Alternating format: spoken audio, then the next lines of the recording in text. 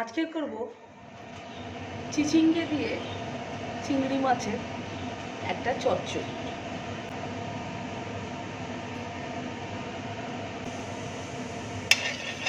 তেল গরম হয়ে গেছে। এই চচ্চড়িটাতে একটু বেগুন আমি দেব। শুধু তাই নয়, দেখলাম লাস্টে ফ্রিজের মধ্যে কাঁকরোলও আছে, তাই একটু কাঁকরোলও দিয়ে দেবো। তার আগে প্রথমে আমি বেগুনগুলোকে ভেজে নিই।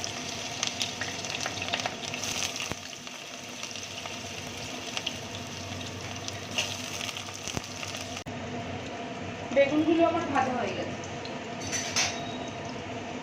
এবারে আমি বেগুনগুলোকে তুলে নেব। এবারে এই তেলে দেব 5 ফোড়ন।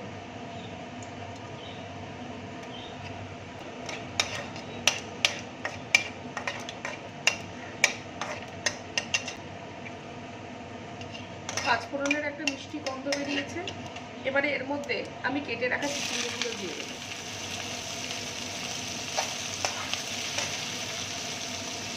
ভালো করে ভাজবো। এই ভাজার সময় চিচিঙ্গের সঙ্গে বাড়িতে ফ্রিজে থেকে যাওয়া একটা দুটো যে অন্য সবজি আনা সেটাও দিয়ে দিলাম। এর মধ্যে আছে একটু কাঁকরোল আর সরু সরু করে কাটা আলু দিয়ে এবার চিচিঙ্গেটা ভালো করে ভাজতে থাকবে। আপনারা দেখতে পাচ্ছেন চিচিঙ্গেটা কিন্তু আমার প্রায় ভাজা হয়ে গেছে। এবারে এর মধ্যেই আমি দিয়ে দেবো টমেটো।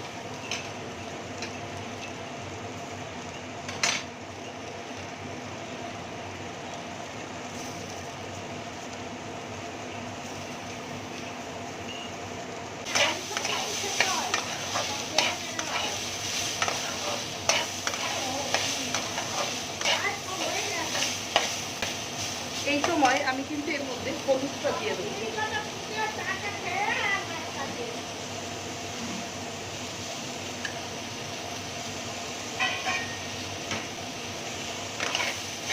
আমি কিন্তু নুন এখনো দিই, কারণ নুন দিলেই কিন্তু জল বেরোতে শুরু করবে।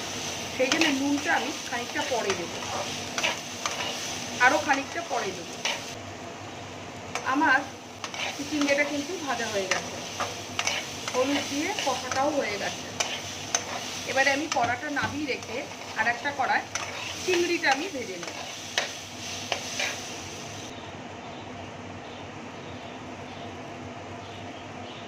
কড়াই আমি তেল দিয়ে নুন হলুদ মাখিয়ে চিংড়িটা কিন্তু ভাজবো। কড়াই তেল দিয়ে দিয়েছি, তেলটা গরম তেল গরম হয়ে গেছে। এবারে আমি চিংড়িটা ভেজে নেব।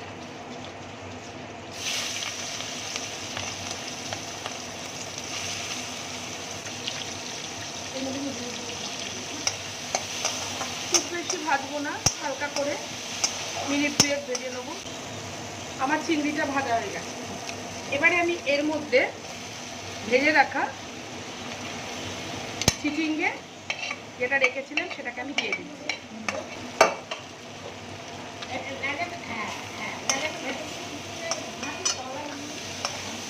এবারে চিংড়িটা দিয়ে একসঙ্গে নাড়বো। অল্প তেলে আর চিংড়ি ভাজার ঘি দিয়ে এই চিচিঙ্গে আর চিংড়ির চচ্চড়িটা এত সুন্দর খেতে লাগে, আপনাদের কি বলবো। এক থালা ভাত খাওয়া হয়ে যায়। এর মধ্যে কিন্তু পেঁয়াজ দেবেন না, রসুন দেবেন না, আদা দেবেন না, কারণ তাহলে চিংড়ির গন্ধটা চলে যাবে। অসম্ভব সুন্দর খেতে হয়। আর একটুখানি না এই রান্নার কায়দাটা দেখে নেবেন, প্রসেসটা দেখে নেবেন। এই প্রসেসে রান্না করলে আপনাদের রান্না সুন্দর হতে বাধ্য। চিচিঙ্গে চিংড়ির চচ্চড়িটার পদ্ধতি যদি আপনাদের ভালো লেগে থাকে তাহলে আমার ওয়াও ইন্ডিয়ান ফুড চ্যানেলটিকে সাবস্ক্রাইব করতে ভুলবেন না। আপনারা নতুন নতুন রান্না দেখতে পারবেন, পুরনো দিনের রান্না, অনেক রান্না দেখতে পারবেন।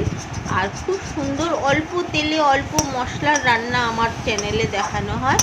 আর লাইক কমেন্ট করতে ভুলবেন না। বন্ধুবান্ধবদের মধ্যে রান্নাটি শেয়ার করে দেবেন, কেমন বন্ধুরা?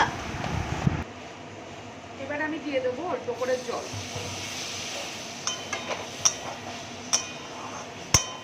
কারণ চিচিঙ্গেটা ভাজতে ভাজতেই আমার পুরোপুরি সেদ্ধ হয়ে গেছে। আমি খুব সামান্যই জল দেবো, দিয়ে ফুটতে দেবো।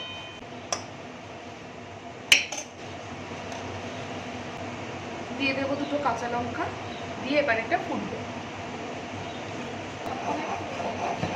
এইবারে আমি দিয়ে দেবো অল্প করে নুন, দিয়ে দেব স্বাদ অনুযায়ী চিনি,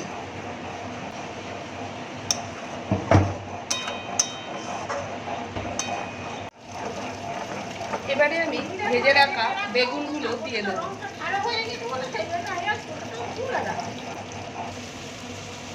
ঝোলটা আমার মরে গেছে, এবারে আমি হালকা হাতে এটাকে নাড়তে থাকবো। চচ্চড়িটা রান্না করার সময় একটা পদ্ধতি আপনাদেরকে টিপস শেয়ার করছি। সেটা হলো, এই তরকারিটা রান্না যখন করবেন না, যখন শেষের দিকে এসে যাবে তখন না কড়াটা না একটু মানে লাগা লাগা করবেন, মানে তলায় যেন চচ্চড়িটা লেগে গেছে এই রকম একটা পোড়া পোড়া গন্ধ আসবে, তাহলে না বিয়েবাড়ি রান্নার মতন চচ্চড়ির ছেঁচড়া চচ্চড়ির টেস্টটা আপনারা পাবেন। কেমন বন্ধুরা?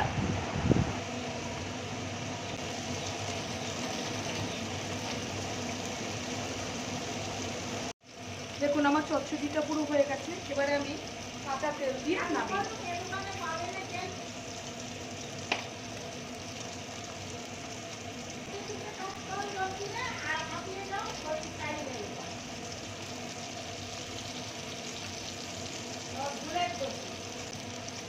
কাঁচা তেল দিয়ে আমি হালকা হাতে নেড়ে নামিয়ে নেবো।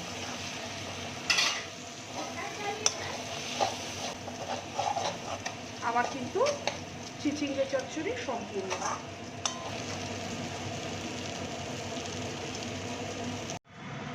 রান্নার পর চিচিঙ্গে চচ্চড়ি।